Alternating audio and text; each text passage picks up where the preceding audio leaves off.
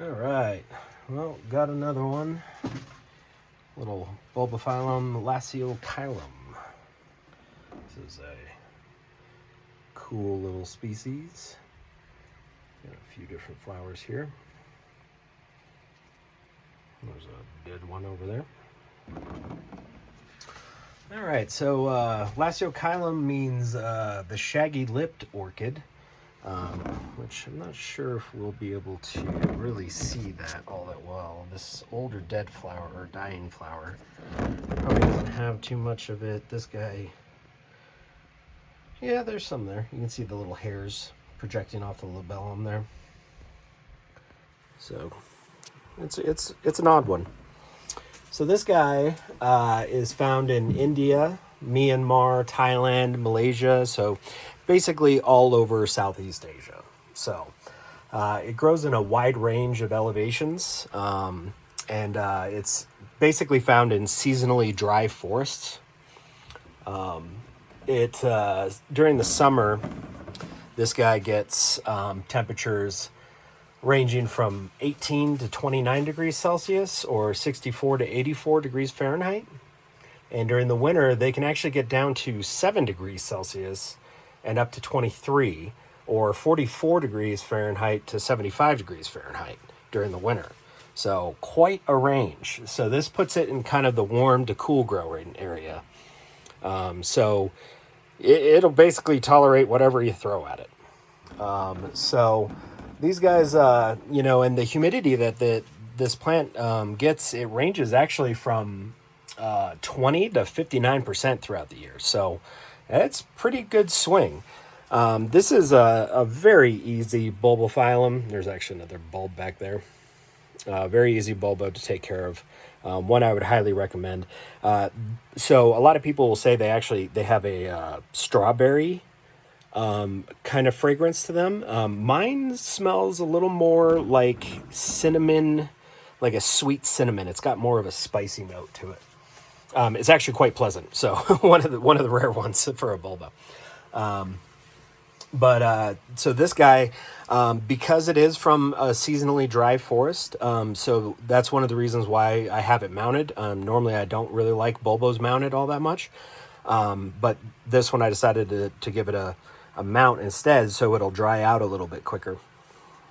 And so what I'll do is I'll let this get just about completely dry, and then I'll water it. Kind of like most orchids. So it pretty much takes the same care as anything you've ever had already.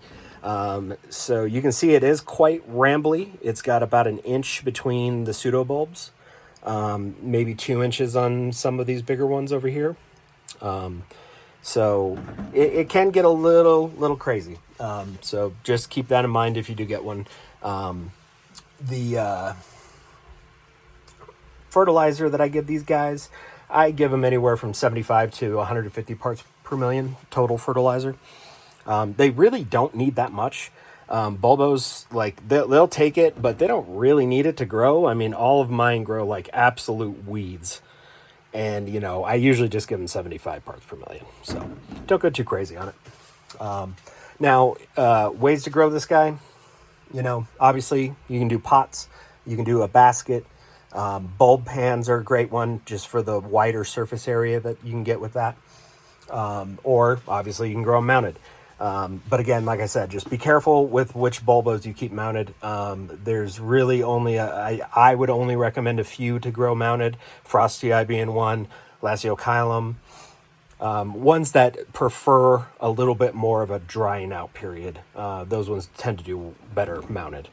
Or if you do want to grow them mounted, do like I do with my Master Zeanum and grow them horizontal on a mount.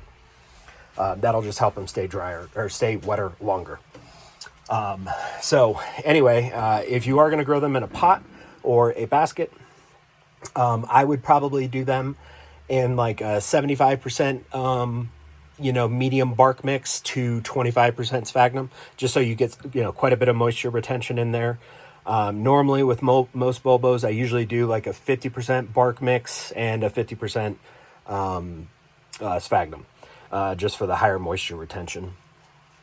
But with these guys, since they do like that drying out period, going a little bit lighter on this fag wouldn't be a bad idea.